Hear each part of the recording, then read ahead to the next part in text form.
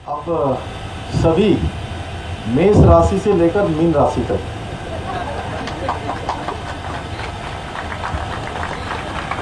सभी यहाँ पर आए हुए हमारे मोहित हो गए, नारे मत लगा।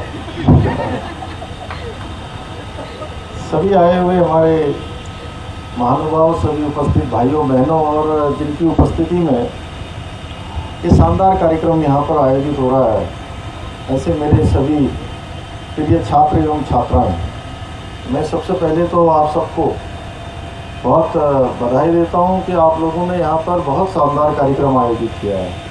और जब मैं यहाँ आ रहा था तो मैं देख रहा था कि हमारे सभी नौजवानों में, युवाओं में, छात्रों में एक अभूतपूर्व जोश उनके अंदर दिखाई दे रहा था, एक उत्साह दिखाई दे रहा था। और कोई भी काम हम करने जाते हैं और अगर हमारे अंदर उत्साह होता है तो ऊर्जा स्वतः ही आ जाती है।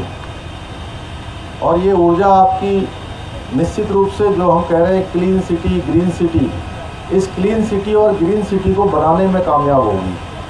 मैं इसके लिए आप सभी को बहुत शुभकामनाएं देता हूँ, बहुत बधाई देता हूँ। और जहाँ तक वृक्षारोपण का प्रश्न है, वृक्षारोपण और हरेला पर्व दोनों एक दूसरे के पर्याय हैं।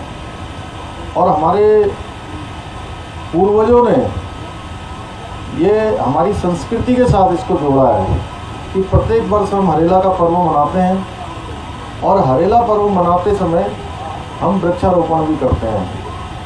आप स्वयं सोचिए कि हमारे पूर्वज ये सब हमको विरासत में देकर गए हैं और उसी विरासत के कारण से हम जीवित हैं। हमको आज ऑक्सीजन मिल रही है, हमको शुद्ध हवा मिल रही है, शुद्ध जल मिल रहा है, अच्छा वातावरण मिल रहा है, पर्यावरण मिल रहा है। इस सब के पीछे बहुत बड़ा अगर रोल किसी का है तो हमारे इसी वृक्षारोपण अभियान का है, जो हमारी संस्कृति और हमारे संस्कारों में विद्यमान है। आज जब देश के अंदर, दुनिया के अंदर तमाम प्रकार के अनुसंधान बढ़े हैं, ज्ञान बढ़ा है, विज्ञान बढ़ा है, दुनिया ने तेज़ी से विकास की तरफ कदम बढ़ाए हैं, तेज़ी से विकास बढ़ा है, हर प्रकार का अनुसंधान हुआ है। लेकिन ये अनुसंधान ने हमको अंदर एसी के कमरों में बैठने की सुविधा तो प्रदान कर दी है, लेकिन उस एसी से निकलने वाला जो टेम्परेचर है, जो अंदर गर्म करता है, अंदर ठंडा करता है और बाहर जो गर्मी छोड़ता है, उसका कोई रास्ता अभी तक ज्ञान विज्ञान हमारा निकाल नहीं पाया है। हमारे अनुसंधान भी नहीं निकल पाए, क्यों नीतीश कुमार जी अभी निकाल नहीं पाए। अब इसमें भी हमको रास्ता खोजना है तो एक ही रास्ता है कि हम पर्यावरण का संरक्षण करें, पौधों का रोपण करें, जल का संरक्षण करें। कैसे हम शुद्ध वायुमंडल को बनाने में अपना योगदान दें, उसका यही रास्ता है कि अधिक से अधिक मात्रा में हम वृक्षारोपण करें। अभी पिछले दिनों हमने देखा होगा, जब कोरोना महामारी आई थी तो जब सारे के सारे स्रोत हमारे बंद हो गए, ऑक्सीजन का सिलेंडर कितने में बिक रहा था, ये हमारे सबके सामने है। और बिक रहा था, मिल भी नहीं रहा था, लाइन लगानी पड़ रही थी, सिफारिश लगानी पड़ रही थी, लेकिन उसके बावजूद भी जो है वो मिल नहीं पा रहा था। और ऑक्सीजन के सिलेंडर की कीमत कितनी होती थी भाई साहब उस समय?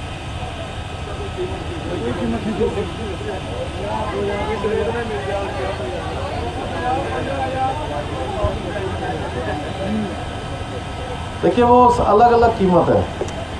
और मैं भी पिछले दिनों एक कार्यक्रम में और गया था इनके वन विभाग के, तब भी मैंने वहाँ कहा कि एक व्यक्ति अपने जीवन में, हम उस सिलेंडर से मुझे याद आया कि पूरे जीवन भर जितनी ऑक्सीजन लेता है, अगर उसको हम कीमत में जोड़ें तो कई करोड़ों में होगी। जो हमारे संस्कारों ने, हमारी प्रकृति ने, हमारे इन पेड़ पौधों ने, हमारे इस वायुमंडल ने हमको मुफ्त में उपलब्ध करा रखा है। तो जब हमको इतनी सारी चीज़ें विरासत में मिली हुई हैं, हमारी संस्कृति ने, हमारे प्रकृति ने हमको जब ये सब उपलब्ध करा रखा है, तो क्या हमारा भी कुछ योगदान बनता है क्या? ये धरा हमको सब कुछ दे रही है, ये पृथ्वी हमको सब कुछ दे रहा है, ये आकाश हमको सब कुछ दे रहा है, ये वायुमंडल हमको सब कुछ दे रहा है, तो हम क्या दे सकते हैं? हमारा इसमें क्या योगदान हो सकता है? ये प्रश्न हम सबको अपने से पूछना चाहिए कभी, और अकेले में शांत होकर जब हम ये प्रश्न अपने आप से पूछेंगे कि इतनी सारी चीजें हमको प्रकृति प्रदत्त, यानी कि प्रकृति ने हमको दे रखा है, तो हम इस प्रकृति को क्या लौटा सकते हैं, या हम इसमें क्या योगदान कर सकते हैं? तो हमको जो सबसे आसान रास्ता सुझाव उसमें सूझेगा, या सबसे अच्छा रास्ता हमको लगेगा, वो यही होगा कि इसमें हम एक वृक्ष एक पौधा लगाएंगे जो वृक्ष बनेगा, और वृक्ष बनकर जहाँ वायुमंडल को प्रदूषित होने से बचाएगा, शुद्ध ऑक्सीजन देगा, हवा देगा, तो हमको लगेगा कि हमारे मन को भी शांति होगी। जैसा आदरणीय प्रेमचंद जी ने भी कहा कि हमारे जन्म दिवस होते हैं, या हमारे ऐसे परिवार में हमारे बड़े बुजुर्गों का शरीर पूरा होता है, उन सब समारोह में, उन सब कार्यक्रमों में हमको एक पद्धति बनानी होगी। जैसे मैं पहली बार मेरा शपथ ग्रहण हुआ 4 जुलाई को, उसके बाद हड़ेला आ गया कुछ दिनों बाद। जब मेरा शपथ ग्रहण हुआ, और शपथ ग्रहण के 5 से 10 दिन के अंदर एक ट्रक से भी ज़्यादा, एक बड़ा ट्रक, इतने सारे फूल आ गए। उस समय वहीं बीजापुर में था, तो देखा भरा हुआ है पूरा कमरा, फूल ही फूल। मेरे को इतना लालच आ रहा था, क्योंकि मैं भी कभी फूल देने जाता था तो एक छोटा सा जो हम बुके खरीदते थे वो भी 200 रुपये 300 रुपये का मिलता था। तो मैं सोच रहा था ये तो कई लाखों के होंगे अभी। और उसके बाद वो मैंने कोशिश करी कि उसको कोई ले जाए यहाँ से, किसी काम में आ जाए। वो ज़्यादातर कुछ काम में नहीं आ पाए। तो तब से मैंने तय किया, मैंने सबसे अनुरोध किया कि अगर आप बहुत ज़रूरी है, मेरे से मिलने आ रहे हैं, कुछ देना चाहते हैं, तो आप एक छोटा सा पौधा ले आइए। उस पौधे को हम लोग लगाएंगे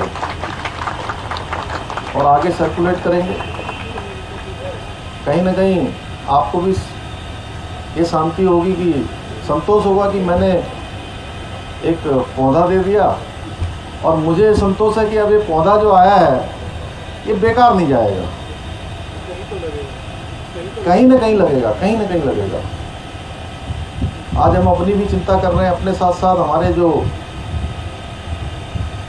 जंगल में रहने वाले अन्य प्राणी हैं उनकी भी चिंता कर रहे हैं। उसके लिए भी हम लोग व्यवस्था बना रहे हैं।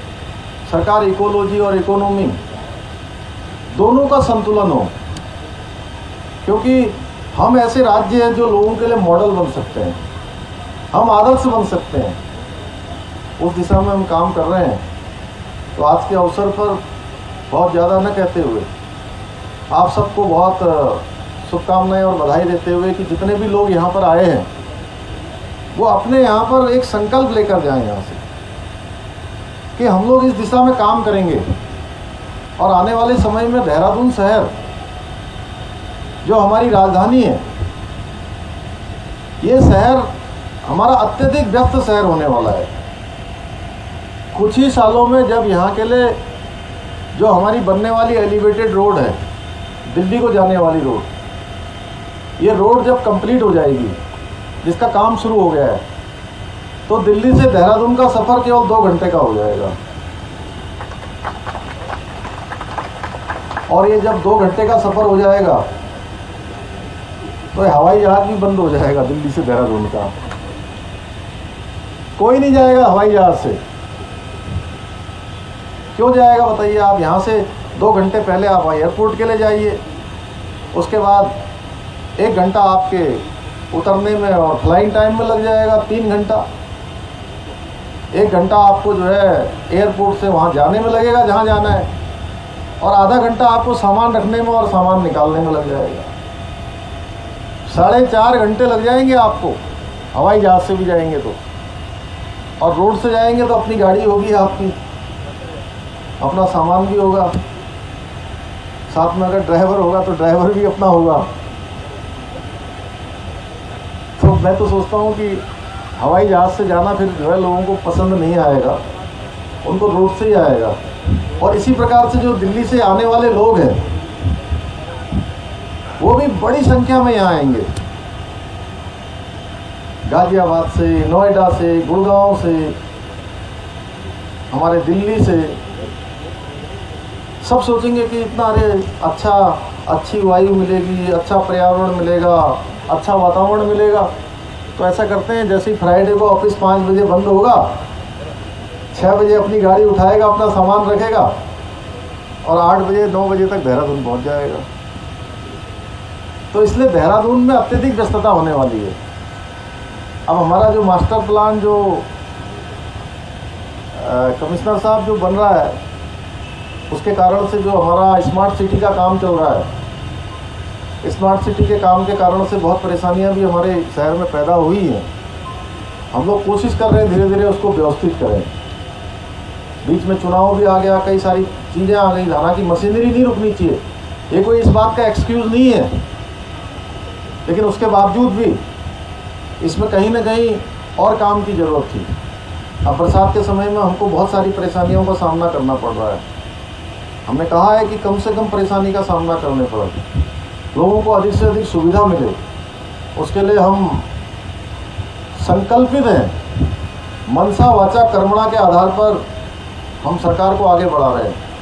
धीरे धीरे जो माननीय प्रधानमंत्री मोदी जी का विजन है, जो उत्तराखंड के बारे में उनकी सोच है, उन्होंने जो कहा है कि आने वाला ये 21वीं सदी का तीसरा दशक ये उत्तराखंड का दशक होगा, उस दशक को बनाने का भी हमको साथ में संकल्प लेना है। और इस बार जो हमारी 4 धाम यात्रा हुई है, 4 धाम यात्रा में अभी तक 29 करोड़ लोग, लगभग 29 करोड़ लोग हमारे रजिस्टर्ड रूप से अभी तक दर्शन के लिए आ चुके हैं, जो अपने आप में अभी तक का रिकॉर्ड है। इसी प्रकार से अभी 2 दिन पहले हमारी कांवड़ यात्रा संपन्न हुई है। हमने कांवड़ यात्रा में भी इस बार प्रयास किया कि आने वाले सभी कांवड़ यात्रियों को, शिव भक्तों को किसी प्रकार की कोई परेशानी का सामना न करना पड़े। हर प्रकार से पहली बार हमने उत्तराखंड बनने के बाद पहली बार कांवड़ यात्रा के लिए भी हमने बजट का प्रावधान किया, क्योंकि अभी तक कुंभ जो मेला हमारा होता था, कुंभ होता था, केवल कुंभ के लिए बजट का प्रावधान होता था। इस बार हमने कहा कि जब 4 करोड़ 5 करोड़ लोग इसमें आते हैं, इतनी बड़ी संख्या में लोग आते हैं, तो उनको किसी प्रकार की असुविधा का सामना नहीं होना चाहिए। उनकी यात्रा अच्छी होनी चाहिए, सरल होनी चाहिए, सुरक्षित होनी चाहिए। तो उसके लिहाज से हमने एक मॉनिटरिंग ग्रुप भी बनाया, एक हमारे अधिकारियों के साथ हमने व्हाट्सएप ग्रुप बनाया और लगातार मॉनिटरिंग करी। और भगवान भोलेनाथ की कृपा से हमारी यात्रा संपन्न हुई। चारों तरफ से जितने भी शिव भक्त आए, उन्होंने सबसे भगवान से प्रार्थना करी कि उत्तराखंड राज्य आगे बढ़े, क्योंकि उनको इस बार परम संतोष की प्राप्ति हुई यहाँ से। और मुझे लोग कह रहे थे, कुछ लोग कह रहे थे कि साहब आप लोगों ने कांवड़ियों का इतना स्वागत कर दिया, प्रश्न पूछ रहे थे। तो मैंने कहा ये कांवड़िए जो है ये शिव के भक्त हैं और हम इनको मान रहे हैं कि भगवान के अवतार के रूप में ये उत्तराखंड आए हैं, तो इसलिए हम इनका स्वागत कर रहे हैं। तो भाइयों बहनों, मैं आज के अवसर पर आप सभी को बहुत धन्यवाद करते हुए, और जो आज स्मार्ट सिटी के अंतर्गत 5 इलेक्ट्रिक बसों का संचालन यहाँ पर हुआ है, वह भी एक हमारा जो इकोलॉजी और इकोनॉमी दोनों में जो बैलेंस की बात है, उसमें बहुत कारगर ये बसें हमारी सिद्ध होंगी। ये ISBT से एयरपोर्ट तक संचालित ई बस की सुविधा हवाई यात्रा हेतु, एयरपोर्ट तक जाने वाले यात्रियों हेतु अन्य साधनों की अपेक्षा विशेष तौर पर सस्ती एवं सुगम यात्रा होगी। तो इसके लिए क्योंकि अभी 5 बसें हुई हैं टोटल, हमारे कितना हो गया बेड़ा? 15 का 15 और आएंगी, सब 30 बसों का एक बेड़ा हो जाएगा। जो हमारा जो क्लीन सिटी और ग्रीन सिटी का जो सपना है उसको साकार करने में यह भी एक कदम आगे बढ़ाएगा। पुनः आप सभी का धन्यवाद करते हुए, विशेषकर स्कूल के छात्र छात्राओं का सबका अभिनंदन करते हुए, हमारे हरिओम जी का भी, ये हमेशा हमारे सब कार्यक्रमों में लगे रहते हैं, तो इनको भी बधाई देते हुए सबका धन्यवाद करते हुए अपनी बात को समाप्त करता हूँ। उत्तराखंड से जुड़ी ऐसे ही रोचक वीडियो और खबरें सबसे पहले पाने के लिए आज ही सब्सक्राइब करें हमारा YouTube चैनल और बेल आइकन को जरूर प्रेस करें। वीडियो को लाइक करें और शेयर करना ना भूलें।